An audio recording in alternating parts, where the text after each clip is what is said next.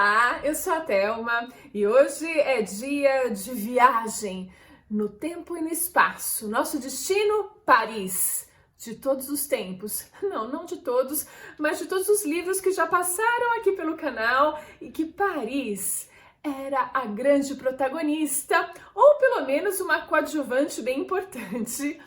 Mas antes de dar sequência, eu queria convidá-los a se inscreverem aqui no canal e curtirem esse vídeo. Paris, cidade luz. Sim, nós não podemos viajar nesse momento, mas nada impede que a gente viaje nas nossas leituras e que a gente visite o Paris a qualquer momento e em qualquer ano. Pois é! E eu vou ligar uma máquina do tempo aqui que vai nos levar para o passado até os dias atuais, por esses livros que a gente tem vídeo aqui no canal e vocês encontram o link na descrição.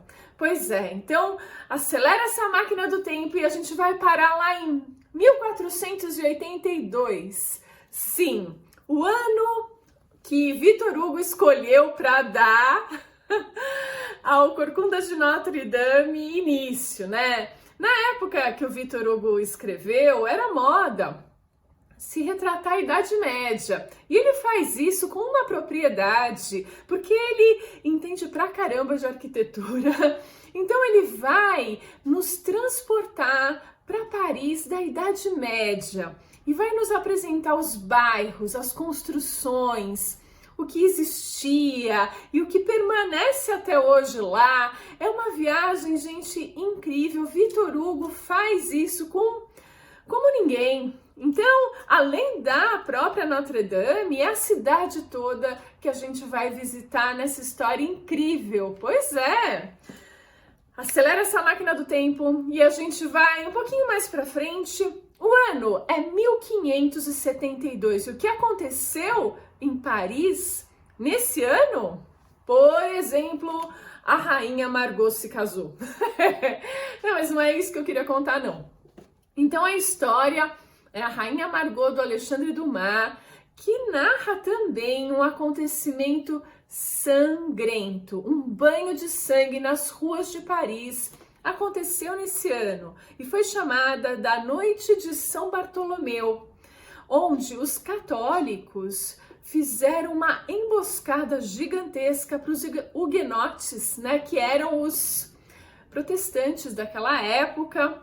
E assim, gente, é uma história terrível, verídica, que está aqui na Rainha Margot, mas também está na Noite de São Bartolomeu. Já falei aqui no canal desse livro. Ele é mediúnico, né? Um romance espírita, mas que foca nessa noite sangrenta que tingiu as ruas de Paris de sangue.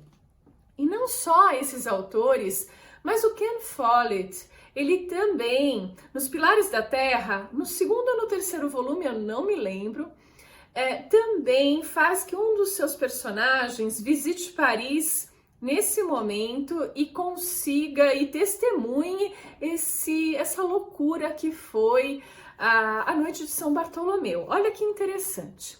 Pois é, máquina do tempo para nos levar à Revolução Francesa. O ano é 1789 e o livro é O Conde Negro, essa biografia do pai do escritor Alexandre Dumas, que escreveu O Conde de Monte Cristo, Os Três Mosqueteiros. Pois é, o pai dele foi um cara heróico, né? E ele ingressou no exército um pouquinho antes da Revolução Francesa estourar. Então ele testemunha isso, e nessa biografia a gente vai entender um pouquinho mais do que era Paris, o que era a França nesse momento. Gente, a Revolução Francesa ela se estendeu muito mais do que eu imaginava. Então ela começa matando os contra esse novo sistema, mas depois os próprios revolucionários se matam, o que eles chamaram de caça às bruxas. Enfim, gente, é um baita banho de sangue que é seguido pelas guerras napoleônicas. Olha, Paris e a França, de uma forma geral, sofreu demais com isso. Então Então a gente vê um pouquinho nesse livro.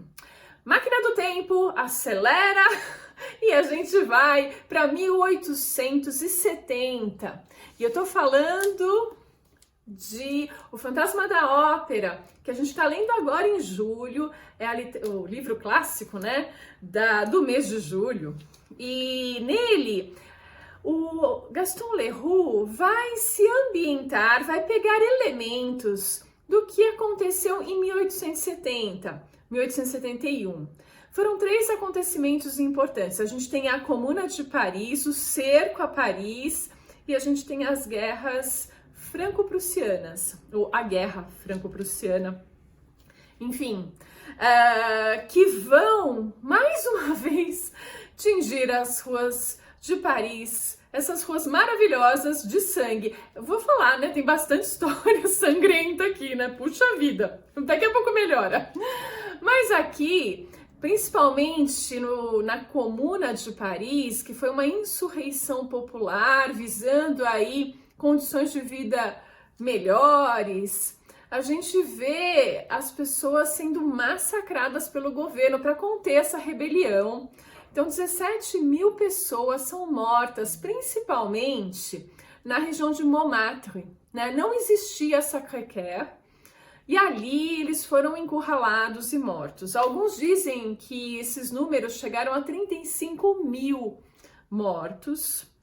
E a igreja que apoiava o governo acaba construindo bem ali a Sacré-Cœur. Estranho, né? Pois é. É claro que o Fantasma da Ópera a gente vai nos levar por muito mais de Paris, para os submundos, sim, as catacumbas. Existe uma Paris subterrânea que o fantasma habita e vai nos apresentar. Isso é verdade mesmo, são 400 quilômetros de túneis embaixo da Cidade Luz, olha só. Não só isso, a gente vai conhecer outras características, a própria Ópera de Paris, o Palácio Garnier, enfim, é nosso cenário. E aí, a gente acelera mais um pouquinho e vai para o ano de 1908 e para o Profeta do Khalil Gibran, que ele era libanês, né, um poeta incrível, que viajou para os Estados Unidos e conheceu a Mary Haskell. E ela passou a patrocinar os estudos dele. Ele vai para Paris, para a Cidade Luz, nesse ano, estudar. E aí a gente vai ver as cartas que ele manda para ela de Paris. Lindas, cartas de amor, um amor verdadeiro. Pois é, Paris também é palco de amores e de coisas mais felizes, não só de banhos de sangue. Pois é, eu tenho mais um no mesmo ano, né? Mais ou menos 1908, nesse livro aqui, o Paixão Índia. Ah, mas é Paixão Índia? Pois é. Conta a história da Anita Delgado, que era uma bailarina jovenzinha espanhola, que foi... que acabou despertando o amor de um príncipe indiano. E para casar com ela, ele precisava transformar aquela jovenzinha numa princesa. Aonde foi que ele levou a Anita Delgado? Para Paris, sim! Paris transforma as pessoas em princesas. Enfim, transforma tudo. Olha, não precisa ser princesa não, pode ser Hellis Mortal, ir para Paris é sempre algo incrível. E nesse livro tem essa pequena passagem por Paris. Pois é, um outro que mostrou que Paris é uma festa foi Ernest Hemingway. Então o ano é 1921, quando ele se casa e vai morar em Paris, porque era o centro do mundo para os artistas de forma geral. Todos os grandes escritores estavam em Paris e o Ernest Hemingway não era bobo nem nada, foi para Paris. E aí, gente, se você quer degustar Paris, leia Paris é uma festa. Porque é uma festa mesmo, uma festa de sabores, sensações locais. O Hemingway, ele vai descrevendo isso com muita propriedade, os sabores, quando ele come uma ostra, quando ele bebe o vinho, quando, sabe, cada prazer de Paris que ele desfrutava, mesmo sendo pobre, com a esposa dele, né? E é fantástico. Esse livro é uma festa. O título dele é perfeito. Pois é, vamos avançar mais um pouquinho na máquina do tempo até a Segunda Guerra Mundial. Agora não ficou tão feliz assim, mas vai para um autor que eu adoro. E eu tô falando do Ken Follett e As Espiãs do Dia D. Pois é, aqui a gente tem uma história da resistência francesa atuando não em Paris, mas elas estão ali numa região da França, vão receber ajuda das espiãs do Dia D que vieram da Inglaterra, mas tem umas passagens por Paris. Então a gente visita um pouquinho a Paris nesse momento tenso, difícil da história, da ocupação nazista e a resistência francesa lutando contra isso.